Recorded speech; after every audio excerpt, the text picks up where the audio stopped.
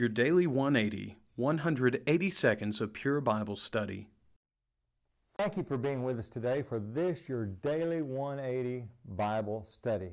This week we're talking about our way with words.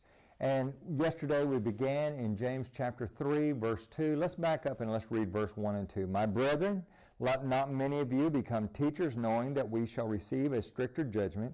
For we all stumble in many things. If anyone does not stumble in word, he is a perfect man, able also to bridle the whole body. Last week we looked at the importance of teachers being careful about what they taught. And it's tied together with this idea of watching the words that we use. Back in 1990 at a lectureship, James Rogers shared these words, and I'd like to share them with you right now. The ability to speak is a great gift. When one receives such a gift, he takes upon himself the responsibility of the use of that gift. One must and will suffer the consequences of a misuse of the ability to speak. People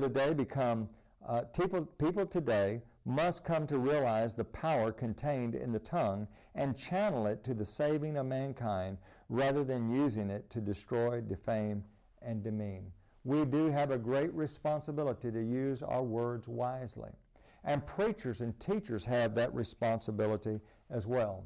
Back in 1 Timothy chapter 1, there Paul's giving instructions to this preacher Timothy about how he is to fulfill his ministry.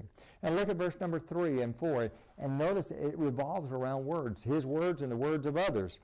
As I urged you when you went into Macedonia, remain in Ephesus, that you may charge some that they teach no other doctrine, nor give heed to fables and endless genealogies which cause disputes rather than godly edification which is in the faith.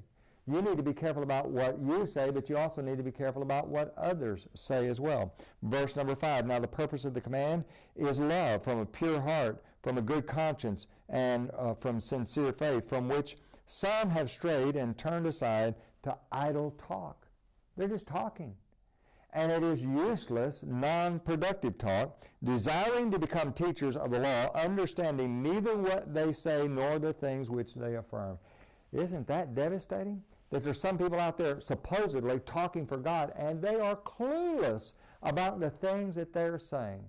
Friends, we need to make sure that that doesn't describe us. We need to go to God's Word. We need to listen to God's Word, and we need to speak where the Bible speaks. Join us again tomorrow.